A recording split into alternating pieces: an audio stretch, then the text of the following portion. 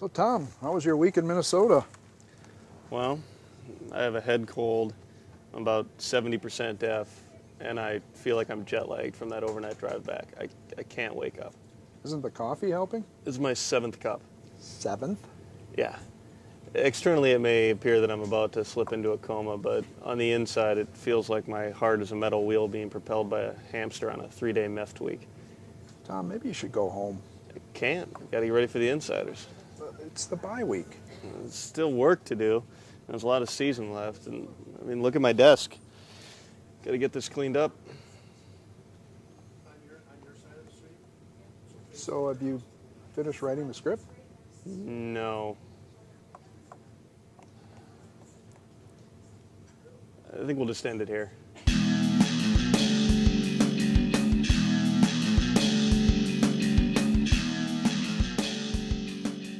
What's up, everybody? Tom Pelissero here with Mike Vandermause. Mike, what time did you and Pete get back? It was 5:30 in the morning on Tuesday.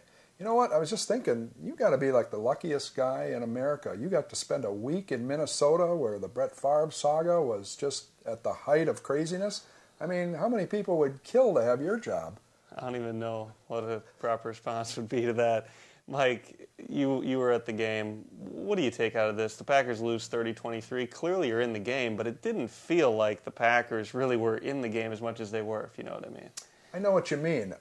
What I take from that game is the Vikings are a lot better team than the Packers, at least at this point in the season. You know, for all the hoopla about Brett Favre and, you know, whether Ted Thompson made the right move, I think you got to look at Ted Thompson hasn't built a good enough team around Aaron Rodgers to give him enough support, and that clearly showed, I think, particularly in the trenches. The defensive line came up with no sacks. The offensive line obviously was a disaster again, so those are major problems, and it makes you wonder whether they're capable of catching the Vikings now. And I think those are the two things that stood out. The fact that the Packers, by my count, only got anywhere near Brett Favre on 4 occasions, whereas the Vikings pressured Aaron Rodgers 19 times. That's a huge disparity. Are those the two biggest issues in your mind going into this bye week? I think they have to be. The O-line, obviously, with their attempts to look at Mark Tauscher now and likely bring him in, I think that's a little bit of a sign of desperation that, you know, they need to do something.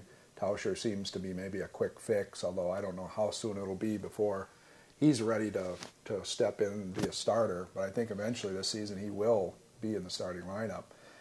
The defense, you know, they shut down Adrian Peterson. If you had told me they'd have held him to 55 yards, I would have said they'd have a good chance to win. But by doing that, they also opened themselves up to Favre and his passing game, and he carved them up.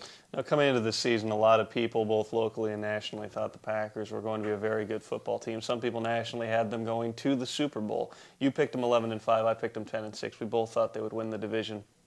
At 2-2 going into this bye week, having lost 2 of their last 3, and after seeing the best team in the division coming into this year on Monday night, do we need to reassess? Do you still think the Packers are a playoff team? I mean, from the way they've looked in the first month, I'd have to say no. I mean, the Rams game, they basically it was a toss-up up until late in the third quarter, and the Rams are a terrible team.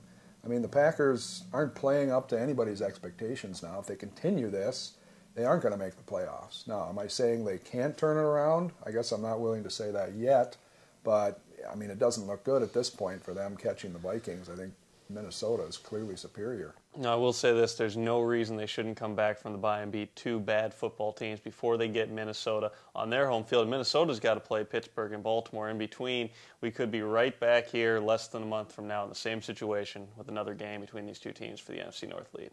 For Mike, I'm Tom. See ya.